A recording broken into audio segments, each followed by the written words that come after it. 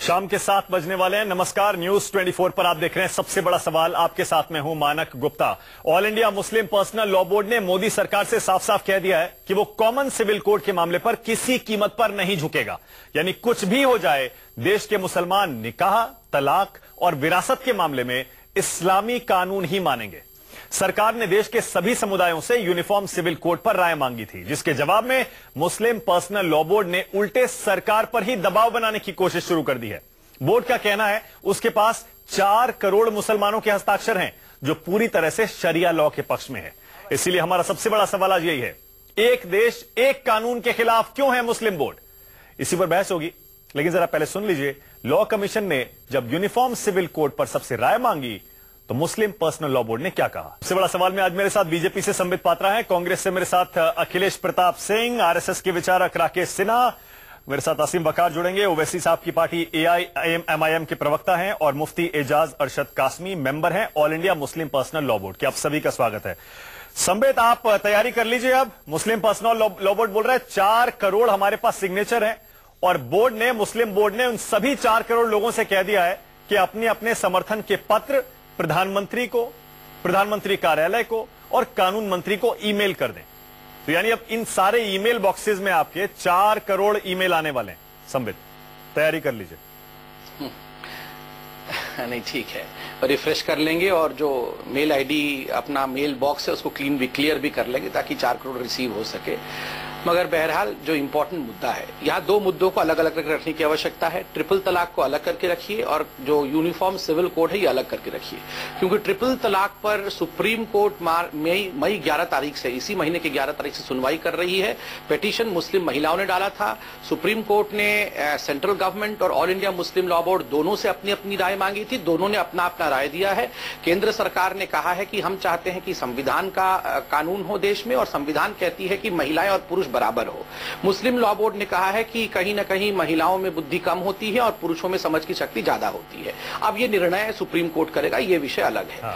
दूसरा, जहां तक यूनिफॉर्म सिविल कोड का सवाल है, यूनिफॉर्म सिविल कोड में आपको बताऊं, भारत के संविधान अर्थात कॉन्स्टिट्यूशन ऑफ इंडिया में आर्टिकल 44 डायरेक्टिव प्रिंसिपल है, उसमें यह भारत का संविधान कहता है कि यूनिफॉर्म सिविल कोड होना चाहिए। और ऐसे पहले मौके रहे, जैसे कि सरला मुदगल केस, जैसे शाहबानो के केस, इन सभी में उन्होंने भारत सरकार से अपील किया कि आखिरकार इस देश में संविधान का राज, जो संविधान ने चाहा है कि यूनिफॉर्म सिविल कोड वो हो क्यों नहीं रहा है। तो सुप्रीम कोर्ट भी चाहती है, संविधान भी चाहता है कि यूनिफॉर्म सिविल कोड हो, और इसीलिए भारतीय मतलब ये जो सवाल उठे हैं, उसलिए ये यूनिफॉर्म सिविल कोड के मसले को लेकर लॉ कमीशन ऑफ इंडिया, जो कि एक स्वायत्त बॉडी है, उन्होंने एक चिट्ठी जारी किया और एक क्वेश्चनर जारी की। ये क्वेश्चनर में उन्होंने पूरे भारतवासियों से पूछा कि इसका जवाब आ गया, सबसे राय लिया। अब इसका जवाब आ गया। मुस्लिम बोर्ड कह रहा है हम नहीं मानने वाले। आप कह रहे थे सर्वसम्मति बनाने की कोशिश करेंगे, सबको बातचीत से मना लेंगे, लेकिन मुस्लिम बोर्ड मानने को तैयार नहीं है। वो कह रहे हैं हम किसी तरह की दखल को हम मंजूर नहीं करेंगे। अब बताइए, अब क्या करेंगे आप कॉमन सिविल कोड पर? देखिए, अगर कोई कहता है कि वो संविधान को नहीं मानेगा, किसी भी कीमत पर संविधान से ऊपर धर्म है, तो मैं यही बोलूंगा कि यूनिफॉर्म क्रिमिनल कोड अगर इस देश में है, देखिए शरिया का लॉ तो क्रिमिनल कोड में भी लागू होना चाहिए, क्योंकि जो इस्लामिक देश हैं, शरिया के हिसाब से आप चोरी करते हैं तो हाथ काट देना है, आप और कोई बदमाशी करते हैं तो पत्थर मार के मार देना है, उसमें तो इस्लाम पे कोई खतरा नहीं आया। तो फिर ये यूनिफॉर्म सिविल कोड पे कैसे इस्लाम पे खतरा आ जाएगा? और मैं आपको बता दूं कि ये जो क्वेश्चनर है, जिसमें 16 क्वेश्चंस हैं, उसमें क्वेश्चन केवल मुसलमानों के नहीं है। अगर ट्रिपल तलाक पे सवाल पूछा गया है तो हिंदुओं से पूछा गया है कि आपकी जो महिलाओं को प्रॉपर्टी राइट्स है उस पे क्या उसको सुधारने की आवश्यकता नहीं है। क्रिश्चियन से पूछा गया है कि आप लोगों का जो डाइवर्स की पद्धति है, उस डाइवोर्स की पद्धति में क्या सुधार की आवश्यकता नहीं है। तो ये सभी धर्मों से पूछा गया है कि क्यों ना ऐसा हो कि सभी धर्मों के जो अच्छे अच्छे चीजें हैं उनको लिया जाए और किसी भी महिला के ऊपर या किसी भी पुरुष के ऊपर कोई अत्याचार ना हो। इस अत्याचार को क्यों ना हटाया जाए? आप देखिए जस्टिस ने क्या, जस्टिस चौहान जो कि लॉ कमीशन के चेयरपर्सन, उन्होंने क्या शब्द इस्तेमाल किए हैं। उन्होंने किया है women's right, social justice, opinion of all stake holders, harmonisation of various cultural practices, addressing the discrimination against vulnerable groups. तो आप ये बताइए, इनमें से कौन सा शब्द बुरा है? नहीं, बिल्कुल बुरा नहीं है, बराबरी के पक्ष में हर कोई है संबित। लेकिन अगर सर्वसम्मति की कोशिश नाकाम हो गई, फिर क्या करेंगे आप? एक देश एक कानून पर मुस्लिम बोर्ड मानने को तैयार नहीं है। मुस्लिम नेता मानने को तैयार नहीं है, सर्वसम्मति नहीं हुई, फिर क्या होगा? मैं आपको बताता हूं, अगर अभी मैं 5 करोड़ साइन करा लूं कि सती प्रथा होनी चाहिए और सती प्रथा एक हिंदुत्व का एक बहुत बड़ा एजेंडा है, 5 करोड़ लोग साइन करके राष्ट्रपति को भेज दें, तो क्या मानक जी और यहाँ जो हमारे महान पैनलिस्ट बैठे हुए हैं, क्या वो बोलेंगे सती प्रथा कल से चालू कर दीजिए? इसका उत्तर वैसा ही है कि जो अगर हम चाहते हैं कि महिलाओं को बराबरी का हक मिलना चाहिए, 5 करोड़ या 4 करोड़ सिग्नेचर से कुछ नहीं होता। सभी सिग्नेचर से बड़ा भारत का संविधान है, उससे बड़ा कुछ नहीं। अखिलेश प्रताप सिंह, अखिलेश जी जवाब दीजिए, अगर मुस्लिम बोर्ड नहीं मानता है एक देश एक कानून के लिए, क्या कांग्रेस सपोर्ट करेगी सरकार को यूनिफॉर्म सिविल कोड पर? एक देश एक कानून। अखिलेश जी।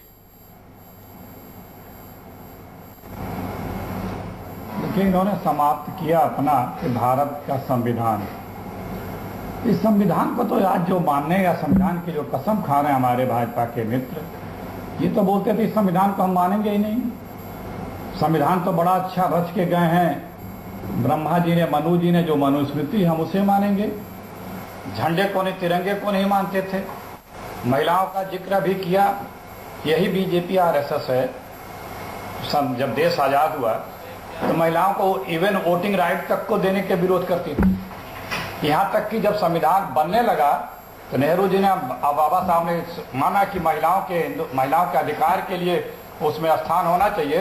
इन लोगों ने उसका विरोध किया और उसमें नहीं पास हो पाया। पहला अमेंडमेंट के बाद उसको लाया गया, संविधान अमेंडमेंट ला करके। तो आज जो ये सब दिखावा जा रहा है या जिसकी जिक्र कर रहे हैं, इनके लिए ये सब राजनीतिक मुद्दे हैं। इनसे कोई स्नेह नहीं है या उनकी बेहतरी के लिए दिल में, जहन में विचार नहीं है।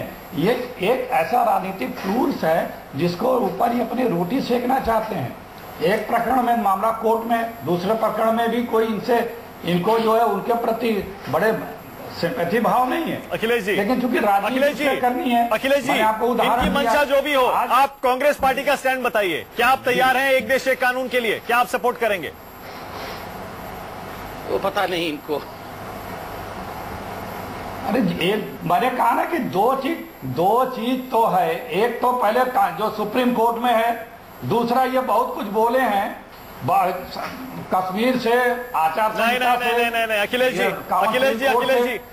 नहीं, और भी अखिलेश जी, देश अब उस स्थिति, उस मोड़ पे आ गया है जहां आपको एक स्टैंड लेना पड़ेगा। 1986 शाहबानों के बाद सर बहुत टाइम हो गया, 30 साल हो गए अखिलेश जी, अब एक स्टैंड लेना पड़ेगा। ट्रिपल तलाक सुप्रीम कोर्ट ने मान लिया। एक देश एक कानून पर आपका स्टैंड क्या? बोलने तो मैं बोलूं, आप बोलने तो मैं बोलूं। अरे देश तो आज उबल रहा है, जहां ये लोग खामोश हैं। अभी तत्काल में जो देश उबल रहा है, क्या है उसके बारे में क्या कर रहे हैं ये? जो विषय है वो तो बता दीजिए। भरमा करके आ करके आज सत्ता में बैठे हैं, आज सत्ता में आके बैठ गए हैं। क्या कर रहे हैं? कहाँ गए वो लंबे इंच वाले जो साइज बताते थे? अखिलेश जी, मैं आपकी मजबूरी समझ रहा हूँ। क्या करते हैं आप अभी भी इस दुविधा से बाहर नहीं निकल पा रहे। क्या लंबे मजबूरी? अखिलेश जी, मैं आपकी दुविधा समझ रहा हूँ। आप अभी भी उस मजबूरी से बाहर नहीं निकल पा रहे। एक देश एक कानून को सपोर्ट करेंगे, मुसलमान नाराज हो जाएगा। मैं कोई दुविधा में नहीं हूँ। मैं समझ रहा हूँ सर, आपकी सिचुएशन, आपकी स्थिति समझ रहा हूँ। मेरे कोई दुविधा नहीं है। दुविधा आपको है? अरे मैं आपकी भी समझ रहा हूँ, मैं अच्छी तरह से। मजबूरी हमारी क्या है? सत्ता में बैठे क्या कर रहे हैं? जवाबदेही जिम्मेदारी उनकी है। जो वादा करके आगे करें, किसने रोका है?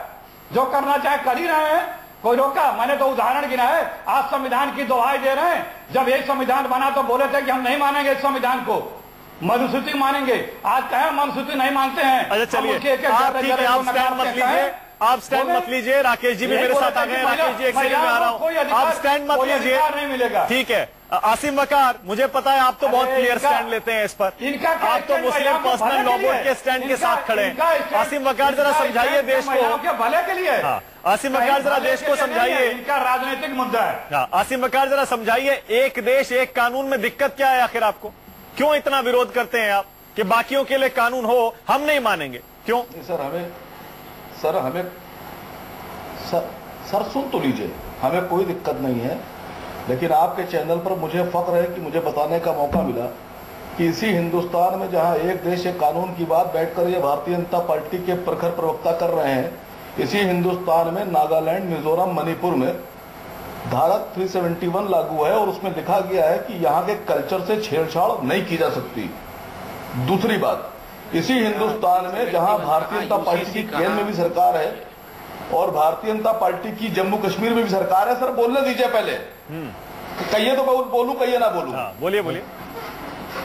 देखिए, इसी कश्मीर में जहां बीजेपी की सरकार है, उसी कश्मीर में हिंदुस्तान की जिस कानून की बात कर रहे हैं, सीआरपीसी और आईपीसी लागू नहीं होती है।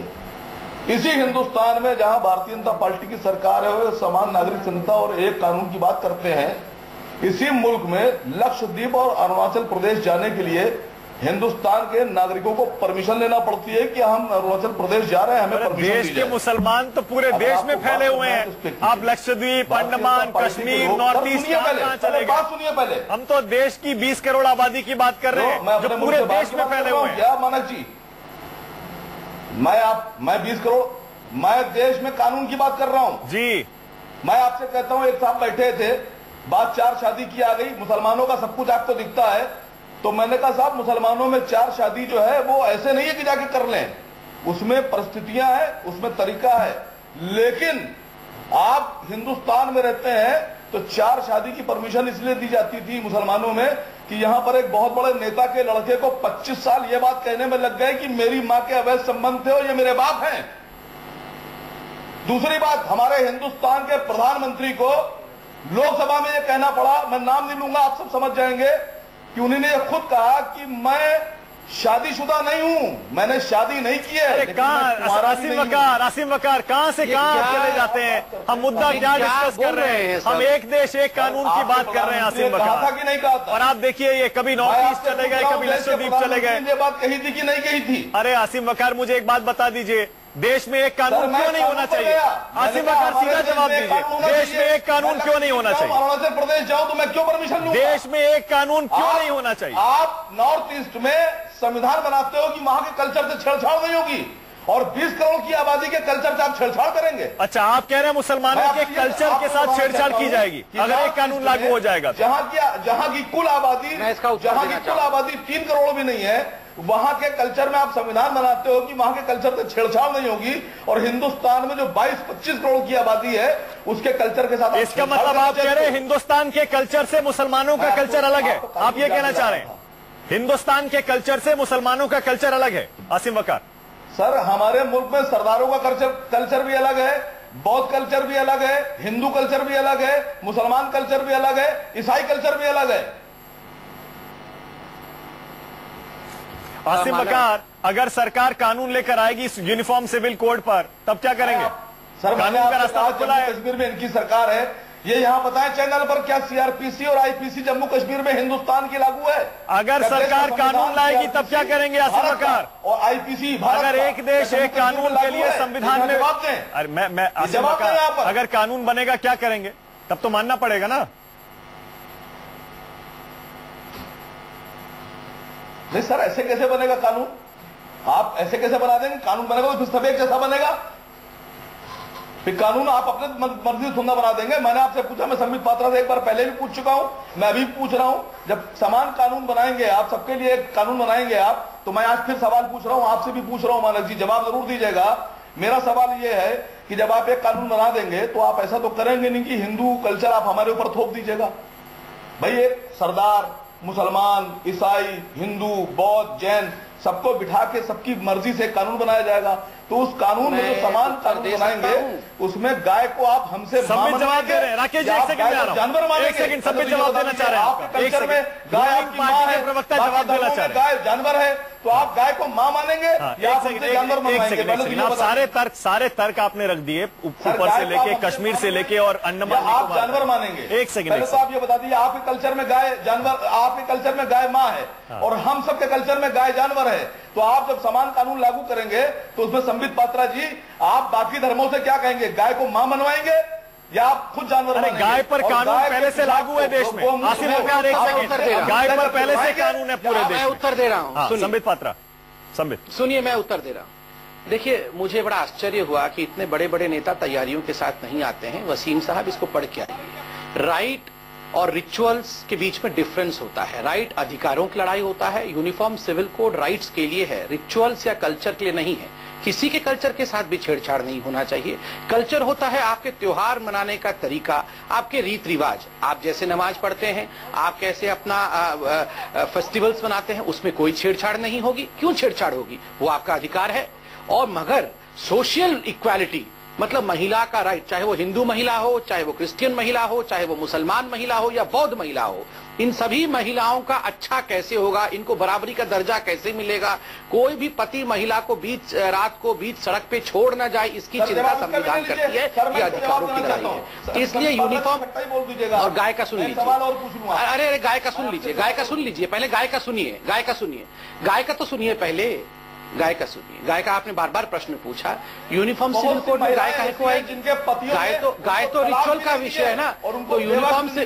अरे साहब सुन तो लीजिए प्लीज, आप बिल्कुल पढ़ के नहीं आए हैं। जो अपनी पत्नी को तलाक भी नहीं दे रहे हैं, सुनिए प्लीज, पत्नी भी नहीं मान रहे हैं। सुनिए तो साहब, माननीय न्यायालय सर सुन लीजिए, संज्ञान में ले और उसको खुद फाइल करने के बाद ऐसी औरतों को इंसाफ दिलाए। सुनिए जी, आप भी आइए, सुनिए, औरतों को इंसाफ दिलाए। अरे आसिम वकार, देखिए जब आप बोल रहे थे पूरा टूक रहा था तब आप नाराज हो रहे थे, अब दूसरे बोल रहे हैं आप खुद टोकने लगे। अब जिनके पतियों ने उनको तलाक भी नहीं दी है, अब प्लीज पत्नी का दर्जा भी नहीं दिया है, उनको बेवा की जिंदगी मानने पर मजबूर कर दिया है, हम भी उनकी लड़ाई लड़ने जा रहे हैं। प्लीज पूरा कर लूं मैं, क्या हो रहा है? रुक जाइए, आपकी बात हो गई। हाँ, संबित कंप्लीट करिए। देखिए कितनी अज्ञानता है। इन्होंने पूछा कि यूनिफॉर्म सिविल कोड में गाय का क्या होगा, वो मां मानी जाएगी या जानवर मानी जाएगी? भाई असीम वकार, थोड़ा पढ़ के आया करिए। यूनिफॉर्म सिविल कोड क्या होता है? यूनिफॉर्म सिविल कोड होता है फैमिली लॉ। डाइवोर्स कैसे होगा, आपके डाइवोर्स के बाद कितनी राइट मिलेगी, आपका इनहेरिटेंस कैसे होगा, आपकी प्रॉपर्टी कैसे ट्रांसफर होती है, एडॉप्शन बच्चों का कैसे होता है, ये 5 चीजें यूनिफॉर्म सिविल कोड में आता है। भैया ये गाय यूनिफॉर्म सिविल कोड में नहीं आता है, इसलिए थोड़ा पढ़ के आया करें जब डिबेट में आता है। ये बहुत महत्वपूर्ण डिबेट है। संविधान बना रहे हैं कि नॉर्थ ईस्ट में कल्चर से छेड़छाड़ नहीं की जाएगी। 2 करोड़ आदमी के आप कल्चर से छेड़छाड़, समझ ही नहीं आएगा इनको। मैंने 5 बताया, क्या 5 आए हैं? अच्छा एक सेकंड, नॉर्थ ईस्ट हो या नॉर्थ वेस्ट हो, हर जगह एक ही कानून, आप जो अच्छे हैं वो यही हो रहा है। एक सेकंड, मुस्लिम पर्सनल लॉ बोर्ड यही कोशिश कर रहा है। राकेश जी, मुस्लिम पर्सनल लॉ बोर्ड यही कोशिश कर रहा है कि अगर आप यूनिफॉर्म सिविल कोड लाएंगे, आप हमारे कल्चर के साथ, आप हमारे धर्म के साथ छेड़छाड़ कर रहे हैं। राकेश जी, अब जब लॉ कमीशन की कोशिश सर्वसम्मति बनाने की सरकार की कोशिश नाकाम हो रही है, राकेश जी आगे कैसे चलेगी? कि वो औरतें जिनको उनके पतियों ने तलाक भी नहीं दी है और उनको पत्नी का हक भी नहीं दिया है और उनको बेवा की जिंदगी गुजारने में मजबूर कर रहे हैं, इसकी लड़ाई कौन लड़ेगा? मानक गुप्ता, आप लड़ेंगे? आसिम वकार लड़ेंगे, बिल्कुल लड़ेंगे, सब लड़ाई लड़ते हैं। अरे जो औरत आवाज उठाएगी अन्याय के खिलाफ, उसकी आवाज उठाएंगे। आसिम वकार लड़ेंगे और हम लोग लड़ेंगे। इसका उत्तर हम भी निकलने जा रहे हैं। आपने जैसी लड़ाई लड़ी है वो हमने देखा है। आसिम वकार रहने दीजिए, आपने कैसी महिलाओं के लिए लड़ाई लड़ी है उसे छोड़ दीजिए। आप तो आज भी ट्रिपल तलाक को फेवर कर रहे हैं, उसके पक्ष में खड़े हुए हैं कि 3 बार तलाक कहकर औरत को घर से बाहर निकालने का अधिकार हर मुसलमान आदमी के पास रहना चाहिए। आज तो आप भी इसकी लड़ाई लड़ रहे हैं। आप रहने दीजिए, मुस्लिम महिलाओं की बात मत करिए। राकेश जी, मुझे एक बात बताइए। आप फिर मैंने आपसे कह दिया, अरे आसिम वकार, ट्रिपल तलाक कोर्ट उनको भी संज्ञान में ले, जिनके पतियों ने बिना तलाक दिए उनको नरक की जिंदगी जीने पर मजबूर किया है। अरे कानून है उनकी देखभाल करने के लिए, और उनकी अगर आवाज आती है तो हम उठाते हैं। एक सेकंड रुक जाइए आसिम वकार, कानून है उसके लिए, लेकिन प्रॉब्लम यही है मुस्लिम महिलाओं के लिए कानून तक नहीं बनने देते आप। मसला यही है। राकेश जी, लॉ कमीशन की सर्वसम्मति की कोशिश नाकाम हो रही है। पति बहुत बड़े नेता है और उनके साथ तो कुछ भी ऐसा नहीं हो रहा है कि अच्छा मैं और डायरेक्ट पूछता हूँ। एक सेकंड आसिम वकार, एक सेकंड रुक जाइए आप। राकेश जी, आसिम वकार और बाकी मुस्लिम नेता और मुस्लिम पर्सनल लॉ बोर्ड, उनको कैसे मनाया जाए कि यूनिफॉर्म सिविल कोड के लिए तैयार हो जाए? राकेश जी देखिए, सवाल यह नहीं है कि कौन सा कल्चर क्या कहता है। सवाल यह है कि भारत के संविधान को, जिसको भारत की जनता ने अंगीकार किया है, जिसको भारत की जनता ने बनाया है, ये वी द पीपुल हैं, ये क्या कहता है। भारत के संविधान में साफ तौर पे महिलाओं और पुरुषों को समान अधिकार दिया गया है। किसी भी कारण से, मैं अब उन कारणों पे नहीं जाना चाहता हूं, 1950 के दशक में हिंदू कोड बिल बना, बाकी नहीं बन पाया। अब उन कारणों पर बहुत ज्यादा एकेडमिक डिबेट करने का कोई कारण नहीं है। अब जितना भी लेट हुआ, लेकिन अब एक समान अधिकार का कानून बनना चाहिए, महिलाओं और पुरुष को समान अधिकार मिलना चाहिए। मैं बकार साहब से एक बात बड़े आदर के साथ कहना चाहता हूं, बकार साहब, इस तरह का भ्रम यदि आपके मन में है तो दूर कर लीजिए, और नहीं है यदि फैला रहे तो मत फैलाइए। किसी भी धर्म को यूनिफॉर्म सिविल कोड पे थोपा नहीं जाता है। जो बेस्ट एलिमेंट्स होते हैं विभिन्न धर्मों में, उसको साथ रखकर एक कोड बिल बनाया जाता है। जैसे जब हिंदू कोड बिल बना, हिंदुओं में जितने स्कूल ऑफ थॉट्स थे, उनका अध्ययन करके जो दो बेस्ट एलिमेंट था, जो समाज के धोखा दे रहे हैं आप, मैं कर रहे हैं। स्पेशल मैरिज एक्ट, देखिए मैं अपनी बात पूरी करूं, मानक जी, मैं 12-15 मिनट बाद आया हूं और मुझे बोलना, देखिए मैं चुप रहता हूं, बोलने दीजिए। जब कोई आपको टोकता है नाराज होते हैं, लेकिन दूसरों की बात सुनते नहीं है। आसिम वकार सुना कर लिया, आसिम वकार डिबेट है, तब आप चाहते हैं कोई मैं डिबेट से हट जा रहा हूं तो बोलने दीजिए। मुझे कोई शौक सुना नहीं भी करिए। राकेश जी कंप्लीट करिए। मुझे कोई शौक नहीं है। बोलिए राकेश जी। यदि बोलने देंगे तो मैं बोलूंगा, नहीं तो मैं चुप। बोलिए। मैं 2-3 बात कहना चाहता हूं कि भारत के मौलिक अधिकार के तहत महिलाओं को अधिकार है, और ये भारतीय जनता पार्टी आरएसएस को छोड़ दीजिए।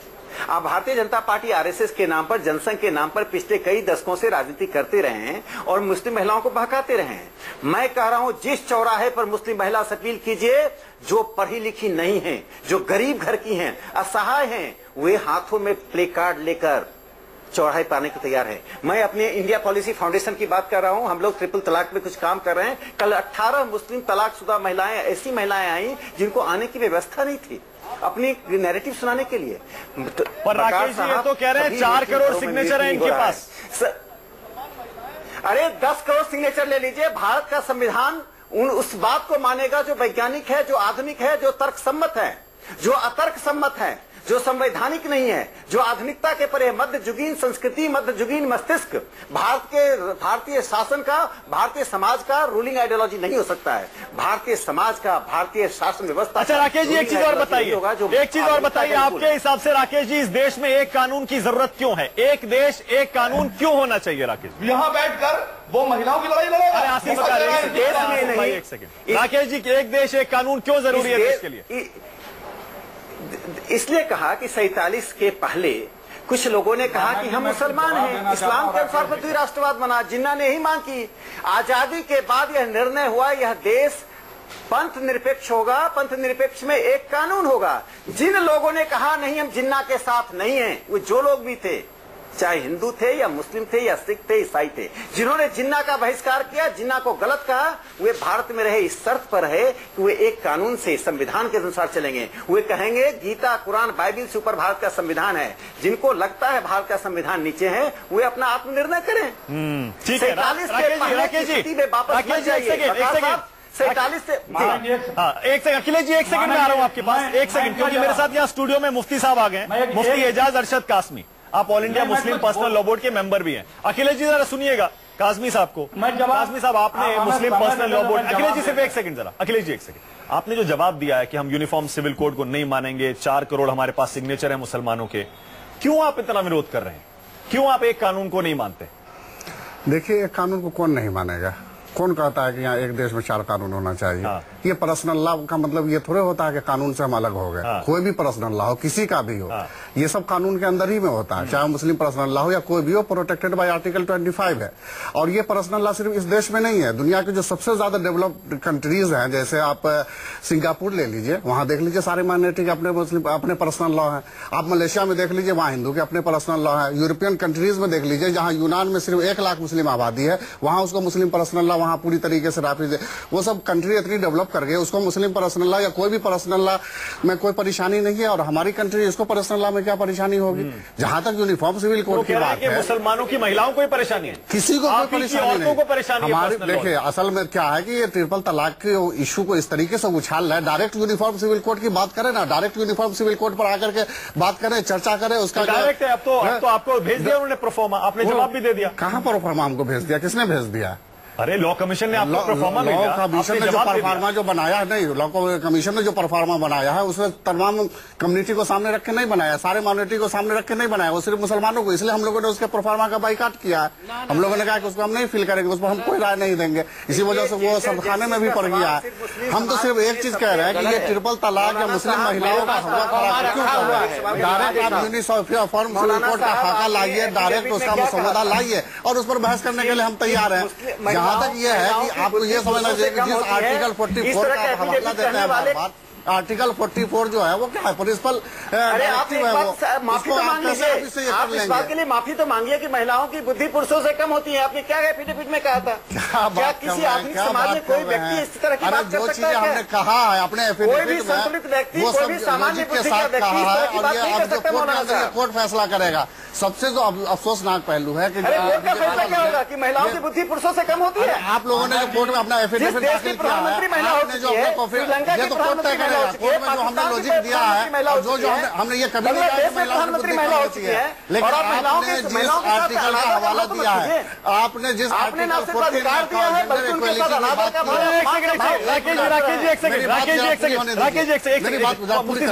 आप कह रहे हैं आपने ये नहीं कहा कि औरतों की बुद्धि पुरुषों से कम होती है। क्या कहा है फिर आपने? उसमें ये पुरुष और औरतों में फर्क क्या बताया? पावर की बात की गई है, मेंटल पावर नहीं, डिसीजन मेकिंग पावर आदमियों की बेहतर होती है, आदमियों की होती है और औरतें थोड़ा जल्दबाजी में डिसीजन लेती है। अच्छा, ये बात उसके अंदर कही है, उसको लॉजिक से साबित किया। अच्छा, एक सेकंड रुकिएगा जरा, एक सेकंड रुकिएगा, एक सेकंड मैं अपनी बात पूरी करना चाहता हूं।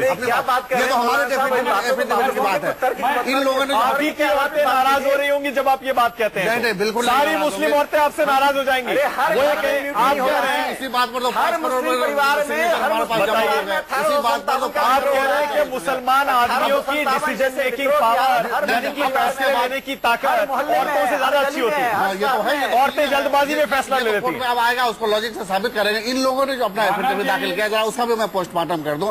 इन लोगों ने जो अपना एफिडेविट दाखिल किया है उसमें जेंडर इक्वलिटी की बात की। एक मिनट राकेश जी, मेरी बात का जवाब दीजिए। मैं चैलेंज करता हूँ आपको, आप मेरी बात का लॉजिक के साथ और प्रूफ के साथ जवाब दीजिए। आपने जिस जेंडर इक्वलिटी को लेकर के आपने एफिडेविट दाखिल किया है, दुनिया का जितना कमीशन है जेंडर इक्वलिटी को लेकर के, चाहे यूरोपीय यूनियन हो या इंटरनेशनल इंस्टीट्यूट ऑफ यूरोपीय यूनियन हो, दुनिया में कहीं भी जेंडर इक्वलिटी में रिलीजन नहीं आता है और आप उसको रिलीजन से जोड़ने की कोशिश कर रहे हैं। तीसरी बात, जेंडर इक्वलिटी में रिलीजन नहीं आता, नहीं आता। असहमति कहाँ है? तो ये लोग जो हर जेंडर में, हर एक सेकंड सर, हर रिलीजन में जेंडर इक्वलिटी होना चाहिए। अरे बिल्कुल होना चाहिए जेंडर। तो फिर आप उसी को तो मानने को तैयार नहीं है। हम तो उससे ज्यादा दे रहे हैं। आप ही तो कह रहे हैं आदमियों की डिसीजन मेकिंग पावर बेहतर होती है औरतों से। जिस वक्त निकाह होता है, जिस वक्त कॉन्ट्रैक्ट होता है ना निकाह का, उस वक्त हम सिर्फ बराबरी नहीं कहीं ज्यादा औरतों को देते हैं। हम जो है खुला का, फस्क का, तलाक का राइट देते हैं, बल्कि उसकी सारी अखिलेश जी बहुत देर से बोलना चाह रहे हैं के नाम पर उसके सारे राइट को खत्म करना चाहते हैं औरतों के। नहीं, आप औरतों को राइट देना चाहते हैं। हम तो ऑलरेडी दिए हुए, उससे ज्यादा दे रहे हैं। अखिलेश जी, थोड़ा सा मौलाना ये लोग राइट को मेरा जवाब नहीं है। अखिलेश जी कुछ राकेश जी जवाब नहीं दे सकते, हिम्मत नहीं है। मैं चैलेंज करता हूँ राकेश जी, आप जवाब दीजिए। थोड़ा सा मौलाना अखिलेश जी को सुन लीजिए प्लीज। मौलाना साहब जवाब। अरे सुनिए, मैं संबित आपने जवाब। अरे एक सेकंड एक कर अच्छा राकेश जी एक सेकंड में जवाब दे दीजिएगा। अखिलेश जी बहुत देर से कुछ बोलना चाह रहे हैं। अखिलेश जी पहले आप बोलिए। देखिए अखिलेश जी, दुनिया का कोई वैज्ञानिक दार्शनिक मानव जी, दुनिया का कोई अरे लोग राकेश जी एक सेकंड, राकेश जी अखिलेश जी कुछ कह रहे हैं उसके बाद मानव जी, अखिलेश जी कंप्लीट करिए। मानव जी, हाँ बोलिए अखिलेश जी। मानव जी, हाँ बोलिए बोलिए मौलाना मैं साहब। अभी सुन रहा था सबको, खासतौर से राकेश जी को, मौलाना राकेश जी को सुन रहा था। अभी इन्होंने कहा महिलाओं के हक की बात की। जब देश आजाद हो रहा था तब कहे इनको वोटिंग राइट भी नहीं दो, महिलाओं को उस लायक नहीं होती हैं। अभी महिला कोड बिल का इन्होंने बात किया, हिंदू कोड बिल का। इन लोगों ने पूरे हिंदुस्तान में आप ही लोगों ने आजादी दिलाई, तो हम होने नहीं देंगे। और सुनिए, और ये लोग पहले हिंदू कोड बिल का कितना विरोध करते थे, ऑन रिकॉर्ड है। दिल्ली तक में जनसभा की, अम्बेडकर जी ने कितना बोला और उसमें नहीं आ पाया। और पहला अब फिर लेकिन बाद में पहला संविधान अमेंडमेंट लाकर नेहरू जी ले आए। दूसरे, ये महिलाओं के बारे में कहते हैं इंडियन महिलाएं और हिंदुस्तानी महिलाएं। नेहरू जी ने सब कुछ किया। ये लोग माननीय सर संचालक जी ने इंदौर में कहा था कि जिसको हम लोग एक सांस्कृतिक और धार्मिक रीति रिवाज मानते हैं, बंधन मानते हैं, ब्याह को, शादी को, उन्होंने कहा एक सौदा है, उसको एक सौदा मानते हैं हम। सौदा है? ये कहाँ से क्या बोल रहे हैं? हिंदू धर्म का है, सनातन जो पूछा गया वो बोल नहीं रहे हैं। अखिलेश जी, आप बीजेपी और आरएसएस को महिला विरोधी बताते रहते हैं। अखिलेश जी, लेकिन आप कोई स्टैंड नहीं लेते हैं, ना ट्रिपल तलाक पे कोई स्टैंड लेते हैं, ना यूनिफॉर्म सिविल कोड के पर कोई स्टैंड लेते हैं। ये है, एक मिनट है तो बताइए ना। मैं विद प्रूफ बोलता हूँ, ये है, इन लोगों के ऑन रिकॉर्ड है, इन लोगों का ऑन रिकॉर्ड है। इन लोगों ने महिला कोड बिल का विरोध किया कि नहीं किया? अखिलेश जी, बीजेपी संघ पर जितने सवाल उठाने उठाइए, गलत ढंग से सरकार पर जितने सवाल उठाने उठाइए। मैं कह रहा हूँ एक स्टैंड से करने की। वो लाइव बोले थे, वो लाइव एक बार नहीं, अरे भाई सुनिए, वो एक बार नहीं कई बार बोल चुके हैं, लाइव जनसभा में बोल चुके हैं। अरे आप तो बताइए पहले किया है कि महिलाओं का अधिकार होना चाहिए या नहीं होना चाहिए। किया है महिलाओं को, आप खुद महिलाओं तलाक के पक्ष में है, ट्रिपल तलाक के मौलाना अखिलेश, ट्रिपल तलाक के पक्ष में है या ट्रिपल तलाक के खिलाफ है मौलाना अखिलेश? सबसे कम है मुसलमान। अच्छा, एक सेकंड अखिलेश जी, एक सेकंड अखिलेश जी, ठीक है, आपने बीजेपी और संघ पर आरोप लगाया, उनसे सवाल पूछे। एक सेकंड, हाँ, एक सेकंड, हाँ, अखिलेश जी, एक सेकंड, बहुत सारे आरोप लगा दिए आपने, जवाब सुन लीजिए। इनके दस्तावेजों में है। हाँ, सुन लीजिए राकेश जी, पहले आप। अरे मौलाना साहब, राकेश जी, मौलाना संविधान का विरोध किया कि नहीं उन्होंने? अरे आप इसका जवाब क्या है? अरे संविधान का विरोध किया कि नहीं उन्होंने? राकेश हिंदू कोड बिल का विरोध किया कि नहीं किया? महिलाओं को वोटिंग राइट का विरोध किया कि नहीं किया? महिलाओं की शादी को ये सौदा कहते हैं कि नहीं कहते हैं? ये महिला चुनाव समाप्त हो चुका आपका। कहीं महिलाओं को इनके कोई अधिकार है? आईना दिखा रहे हैं, सही कर रहे हैं राजेश जी, संबित जी, दोनों आईना दिखा रही है। आईना देखिए, शांत रहे, हम लोग बोलने। महिलाओं के प्रति पीड़ा इनका दिखावा है। अखिलेश जी, जवाब भी सुनिए, जवाब भी सुनिए। मानक जी, हम बोलते हैं अखिलेश जी, लगातार आरोप, सवाल। सर, जवाब नहीं आएगा, मजा नहीं आएगा। राकेश जी, जवाब। मानक जी, मैं दो ही बात कहना चाहता हूँ कि ट्रिपल तलाक पर कानून बनना चाहिए। भारत की मुस्लिम महिलाएं सड़क पे तलाक कोई इशू ही नहीं है, क्यों इशू बना रहे हैं उसको? कोई रोक नहीं सकता है। घरों में मीटिंग नहीं हो रही है, घरों में आप मुस्लिम महिलाओं का सामना नहीं कर पा रहे। दूसरी बात, मोहन भागवत जी को गलत ढंग से उद्धृत करने के अखिलेश प्रसाद को माफी मांगनी चाहिए। जी, आप एक महिलाओं को, आप कांग्रेस के वरिष्ठ नेता हैं, ऐसी गलत बयानी करने के लिए आपको माफी मांगनी चाहिए। ऐसी गलत बयानी करने से बोर्ड में मोहन भागवत जी ने ऐसा नहीं कहा जो भारतीय विवाह व्यवस्था के लिए कहा। भारतीय विवाह व्यवस्था में विवाह एक पवित्र चीज है। ये मोहन जी ने कहा पश्चिम में विवाह कॉन्ट्रैक्ट है, पश्चिम में विवाह कॉन्ट्रैक्ट है। अखिलेश जी, आप माफी मांगिए। आप सोनिया गांधी या रोम के कथन को भारत में मत लाइए। आप जैसे 10 जनपद के दासों से हमें बात नहीं करनी है, चिल्लाने से नहीं होता है। आप तो 10 जनपद के सिपाही हैं। ऐसे दासत्व से कांग्रेस सर्वाइव नहीं करेगा। आप जैसे लोगों को संघ को सफाई देने की जरूरत नहीं है। देश की जनता राष्ट्र से बेहद प्यार करती है। देश की जनता का संघ से जो जुड़ाव है, जो लगाव है, उसका परिणाम आपने पिछले चुनाव में देख लिया है। ये बयानबाजी आपको 44 सीट से 4 सीट तक ले जाएगी। अखिलेश प्रसाद सिंह, ये बयानबाजी 44 से 4 सीट ले जाएगी। आप तो मुस्लिम महिलाओं पर अत्याचार को देख रहे हैं। ऐसा असंवेदनशील व्यक्ति, ऐसी असंवेदनशील पार्टी। अरे मौलानाओं को तो मैं मानता हूँ ये असंवेदनशील हो चुके हैं। आप कब से असंवेदनशील हो गए हैं? अच्छा, एक सेकंड, रुक जाइए, रुक जाइए। जी ने विरोध किया था, सिर्फ गुरुजी बोल सब एक साथ बोलने लगते हैं। एक सेकंड प्लीज, एक सेकंड रुक जाइए, रुक जाइए। राकेश जी प्लीज एक सेकंड, राकेश जी एक सेकंड पढ़िए, राकेश जी इतिहास पढ़िए, इतिहास का बोध रखिए, तब बोलिए। आकर गलत बयानी नहीं करनी चाहिए। ओके ओके राकेश जी एक सेकंड, एक सेकंड। आजम खान मेरे साथ एक सेकंड रुकिएगा अखिलेश जी जरा। आजम खान बहुत देर से इंतजार कर रहे हैं। ऑडियो बंद कर दीजिए, ऑडियो बंद करना पड़ेगा मुझे ऑडियो बंद करना पड़ेगा सर, क्योंकि जब सब एक साथ बोलते हैं कोई सुनता नहीं है। पैनलिस्ट दर्शकों का बहुत समय बर्बाद होता है। आजम खान साहब मेरे साथ हैं। आजम खान मुस्लिम कार सेवक मंच के नेता हैं। आजम भाई सुन पा रहे हैं मुझे आप? बिल्कुल सुन रहा हूँ। अभी तक तो सबको सुन रहा था, अभी आपको सुन रहा हूँ। हाँ बताइए जरा, ये देश में एक कानून होना चाहिए, इस पे मुस्लिम पर्सनल लॉ बोर्ड बोल रहा है कि नहीं होना चाहिए, वो शरिया के खिलाफ है। आप क्या कहते हैं इसमें? मेरा कहना यह है कि इसके बारे में हिंदुस्तान का जो मुसलमान सोचता है, वो एक राष्ट्र के बारे में अगर सोचता है, एक भारत के बारे में सोचता है कि तो फिर एक कानून के बारे में क्यों नहीं सोचेगा? मुसलमान नहीं हो पाया वो ठीक है, हिंदुस्तानी कहाँ बन पाएगा आजम मियां? अरे अब आप मुस्लिम होने का सर्टिफिकेट नहीं दे रहे, बताइए। आसिफ वकार आप मुसलमानों को सर्टिफिकेट नहीं देने लगे, सोचेगा? अरे बताइए। हमारी बात सुने प्लीज, हमारी बात को पूरा करने दें। हमने आपकी बात सुनी है, मैंने आपकी बात सुनी है, मेरी आपने बात सुनी। सच्चा मुसलमान नहीं बन पाया, वो सच्चा हिंदुस्तानी कैसे बन जाएगा? अरे भाई हम तो वही तो बात कर रहे हैं कि मुसलमान बनने के लिए टोपी लगाना जरूरी नहीं है। मुसलमान घर में मुसलमान बनने के लिए दाढ़ी रखना जरूरी नहीं है। कुरान का विरोधी हो जाए। कौन सा कानून कहता है कि मुसलमान बनने के लिए टोपी रखे लगाए? और ये कौन सा कानून कहता है कि मुसलमान बनने के लिए दाढ़ी रखे? प्लीज हमारी बात को सुने, हमने आपकी बात सुना है। मानक जो एक सेकंड मैं सिर्फ इतना कह रहा हूं, मेरे पास टाइम भी खत्म हो रहा है। क्लोजिंग सबमिट मैं आपको दे रहा हूं, मेरे पास टाइम भी खत्म हो रहा है। सुनना चाहते हैं देश को सुनाना चाहता हूं। आजम खान आपने बहुत करारा जवाब दिया आसिम वकार को। मैं तो आप सिर्फ इतना कह सकता हूं कि मुसलमान बनने के लिए टोपी लगाना जरूरी नहीं है। और आसिम वकार आप सर्टिफिकेट नहीं देंगे कौन सच्चा मुसलमान है और कौन सच्चा मुसलमान नहीं है। संबित पात्रा क्लोजिंग आपको दे रहा हूं।